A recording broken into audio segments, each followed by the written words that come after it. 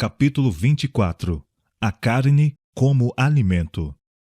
O regime indicado ao homem, no princípio, não compreendia alimento animal.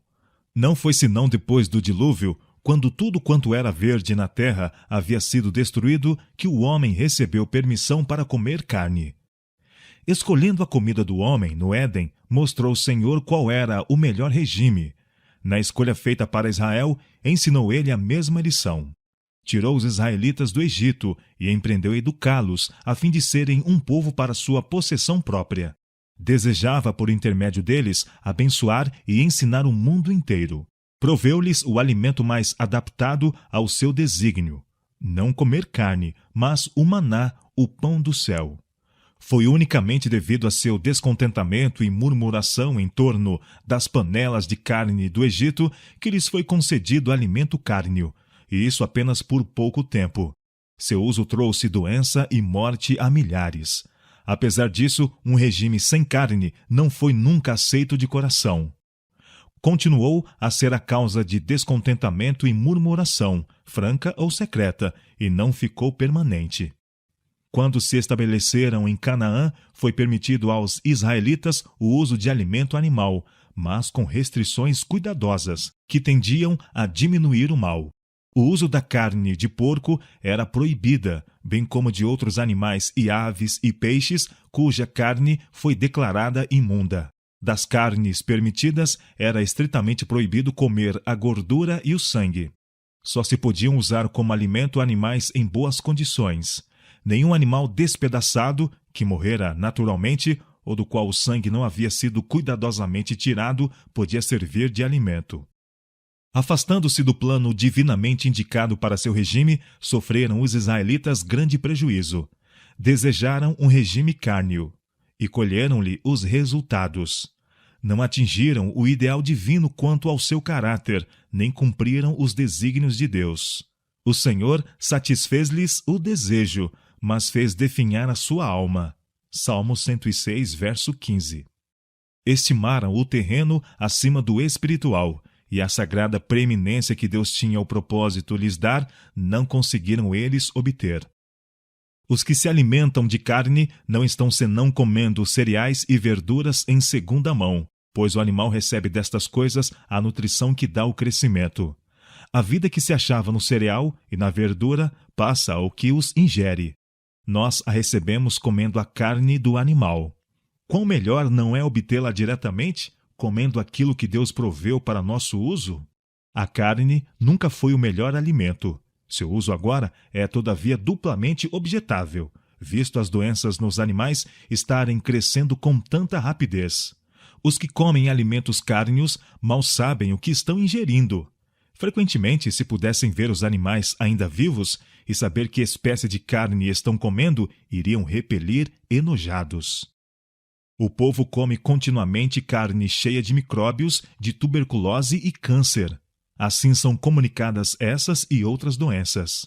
Pululam parasitas nos tecidos do porco. Deste, disse Deus, imundo vos será, não comereis da carne destes e não tocareis no seu cadáver. Deuteronômio capítulo 14, verso 8. Esta ordem foi dada porque a carne de porco é imprópria para alimentação. Os porcos são limpadores públicos e é esse o único emprego que lhes foi destinado. Nunca, sob nenhuma circunstância, devia sua carne ser ingerida por criaturas humanas. É impossível que a carne de qualquer criatura viva seja saudável quando a imundícia é o seu elemento natural e quando se alimenta de tudo quanto é detestável. Muitas vezes são levados ao mercado e vendidos para alimento animais que se acham tão doentes que os donos receiam conservá-los por mais tempo. E alguns dos processos de engorda para venda produzem enfermidade. Excluídos da luz e do ar puro, respirando a atmosfera de imundos estábulos, engordando talvez com alimentos deteriorados, todo o organismo se acha contaminado com matéria imunda. Os animais são muitas vezes transportados a longas distâncias e sujeitos a grandes sofrimentos para chegar ao mercado. Tirados dos verdes pastos e viajando por fatigantes quilômetros sobre cálidos e poentos caminhos, ou aglomerados em carros sujos, febris e exaustos, muitas vezes privados por muitas horas de alimento e água, as pobres criaturas são conduzidas para a morte, a fim de que seres humanos se banqueteiem com seu cadáver. Em muitos lugares, os peixes ficam tão contaminados com a sujeira de que se nutrem que se tornam causa de doenças. Isso se verifica especialmente onde o peixe está em contato com os esgotos de grandes cidades. Peixes que se alimentam dessas matérias podem passar a grandes distâncias, sendo apanhados em lugares em que as águas são puras e boas, de modo que, ao serem usados como alimento, ocasionam doença e morte naqueles que nada suspeitam do perigo. Os efeitos do regime cárneo podem não ser imediatamente experimentados. Isto, porém, não é nenhuma prova de que não seja nocivo. A poucas pessoas se pode fazer ver que é a carne que ingerem o que lhes tem envenenado o sangue e ocasionado sofrimentos. Muitos morrem de doenças inteiramente devidas ao uso da carne, ao passo que a verdadeira causa não é suspeitada nem por eles, nem pelos outros. Os males morais do regime cárneo não são menos assinalados do que os físicos. A comida de carne é prejudicial à saúde, e seja o que for que afete ao corpo, tem seu efeito correspondente na mente e na alma. Pensai na crueldade que o regime cárneo envolve para com os animais, e seus efeitos sobre os que a infligem e nos que a observam. Como isso destrói a ternura com que devemos considerar as criaturas de Deus. A inteligência apresentada por muitos mudos animais chega tão perto da inteligência humana que é um mistério. Os animais veem e ouvem, amam, temem e sofrem. Eles se servem dos seus órgãos muito mais fielmente do que muitos seres humanos dos seus. Manifestam simpatia e ternura para com seus companheiros de sofrimento.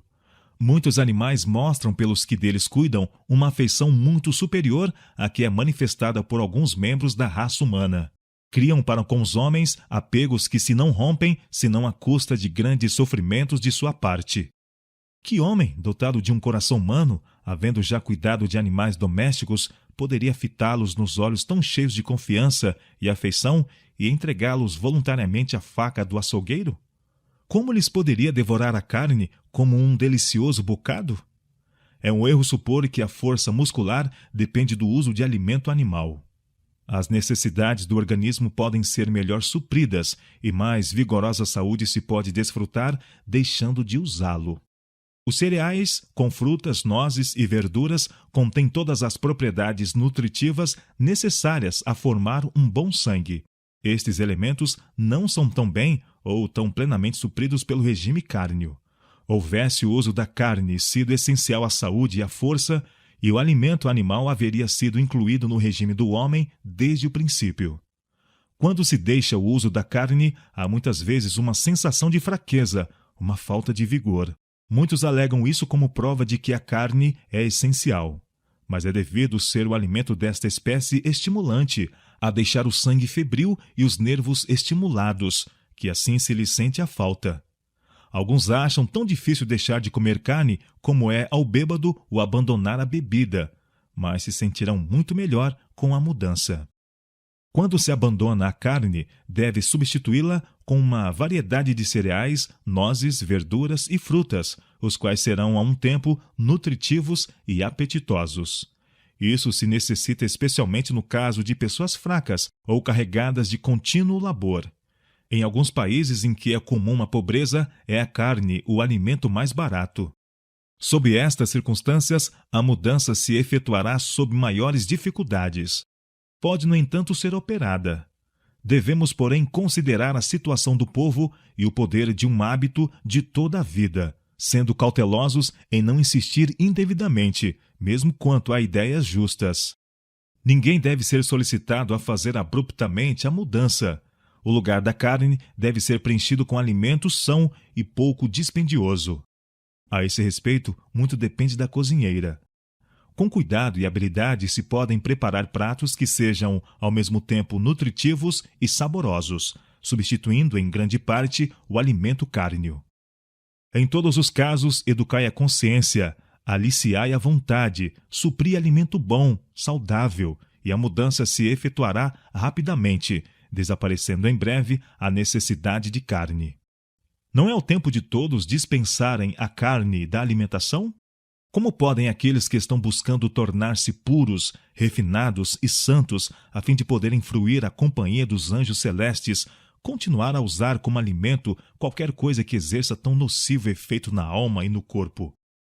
Como podem tirar a vida às criaturas de Deus a fim de consumirem a carne como uma iguaria?